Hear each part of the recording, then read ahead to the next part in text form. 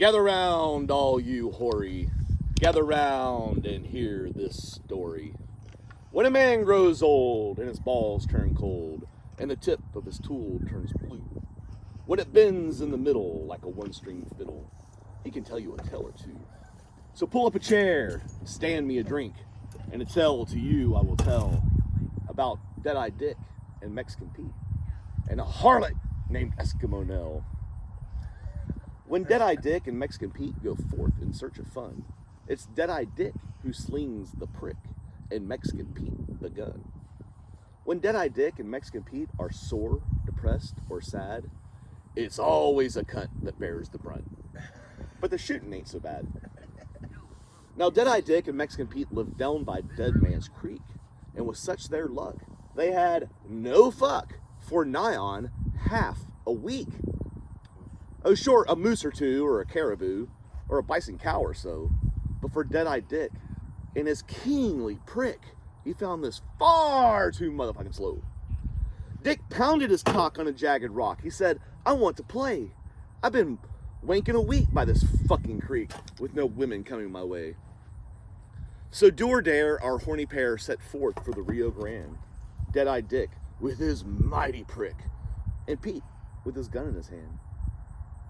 And as they blazed their noisy trail, no man their path withstood. The virgin bride, her husband's pride, new pregnant widowhood. They reached the strand of the Rio Grande at the height of a blazing noon, and to slake their thirst and do their worst, they sought Black Mike's saloon. And as they swung those great doors wide, both prick and gun flashed free. According to sex, you bleeding wrecks, you'll drink or fuck with me.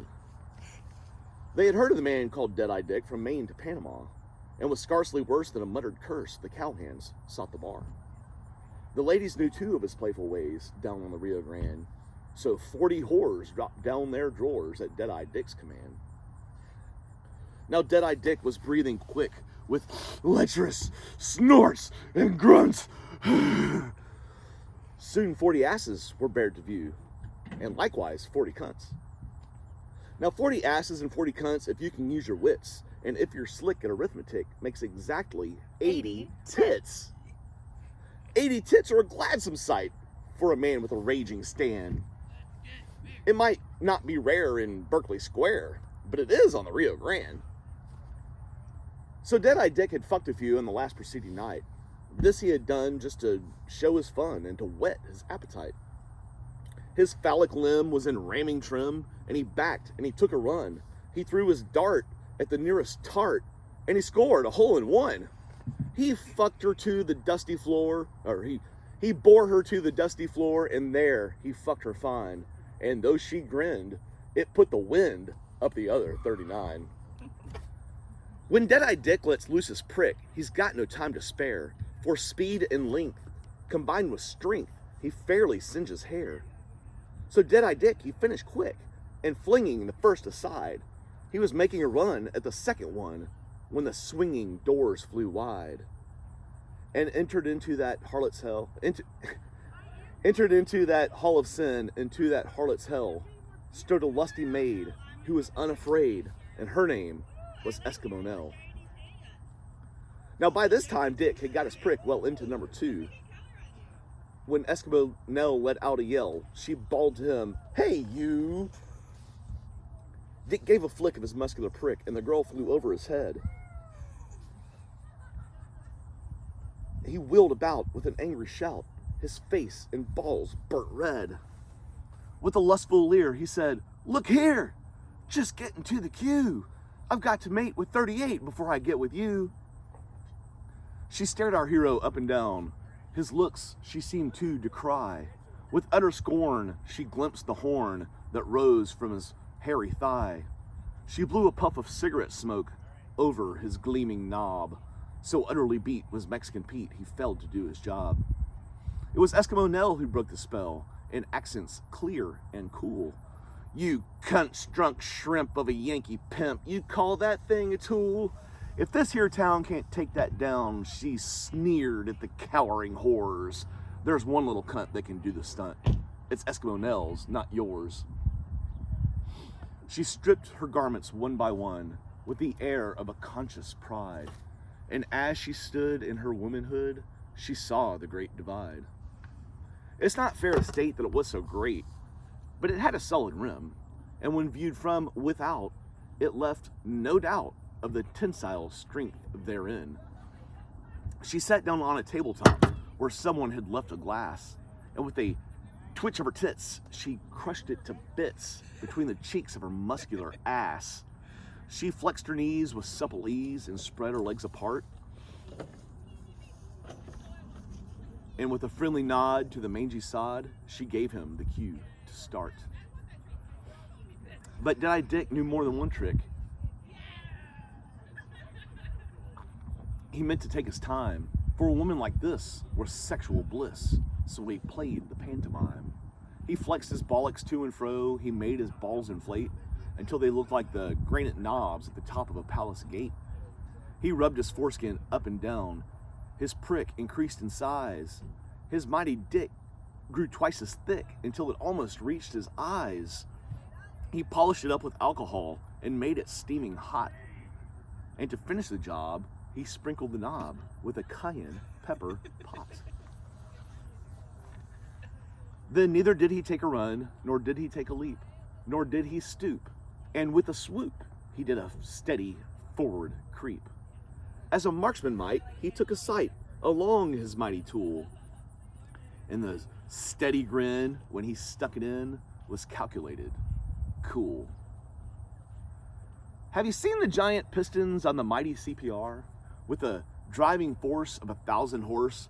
Well, you know what pistons are. Or you think you do, but you've yet to learn the ins and outs of the trick, of the work that is done on a non-stop run by a guy like Dead-Eye Dick. But Eskimo Nell was an infidel, as good as a whole harem, with the strength of 10 in her abdomen and the rock of ages between them. She could take the stream of a lover's cream like the flush from a water closet, and the grip of her twat was like the Chatsworth lock on the National Safe Deposit. But Dead-Eye Dick did not come quick. He meant to conserve his powers. If he had a mind, he'd grind and grind for a couple of solid hours.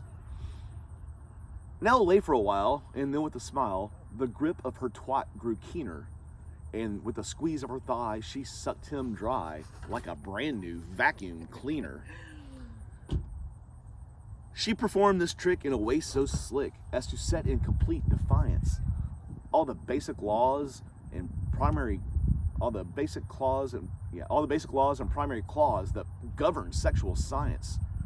She calmly rode through the phallic code which for years had stood the test, all the ancient rules from the classic schools. In a second or two went west. And so, my friends, we come to the end of Copulation's classic. The effect on Dick was sudden and quick, and akin to an anesthetic. He fell to the floor and he knew no more, his passions extinct and dead, and he did not shout when his tool slipped out, although it was stripped to a thread. Then Mexican Pete jumped to his feet to avenge his pal's affront. With the jarring jolt of his blue-nosed Colt, he rammed it up or cunt. He jammed it up to the trigger grip and fired it 2 times 3. And to his surprise, she just closed her eyes and squealed in ecstasy. Said Eskimo Nell, "You rang my bell. I'm ready to explode. Oh, Pete, my sweet, can you repeat?" Said he, "I shot my load." Nell jumped to her feet with a smile so sweet. "Bully," she said, "for you. I should have guessed that would be the best that you two sad bastards could do. When next your friend and you intend to sally forth for fun, buy Dead-Eye Dick a licorice stick and yourself an elephant gun. I'm going back to the frozen north, where the cocks are hard and strong. Back to the land of the frozen stand, where the nights are 6 months long. Where it's hard as tin when they stick it in the land where spunk is spunk. Not some trickling stream of lukewarm cream, but a frozen solid chunk. Back to the land where they understand what it means to fornicate, where even the dead sleep 2 in a bed and the babies masturbate. Back to the land of the frozen gland, where the walrus plays with his prong and the polar bear winks off in his lair. That's where they'll sing this song. They'll tell this tale on the Arctic Trail, when the nights are 60 below, where it's so damn cold French letters are sold, wrapped in a ball of snow. Back to the land where men are men, terra bellicum, and that's where I'll spend my worthy end, for the North is calling, come. So Dead-Eye Dick and Mexican Pete slunk out of the Rio Grande. Dead-Eye Dick with his useless prick, and Pete with no gun in his hand. When a man grows old and his balls turn cold, and the tip of his tool turns blue, when the hole in the middle refuses to piddle, I'd say he was fucked, wouldn't you? Cheers.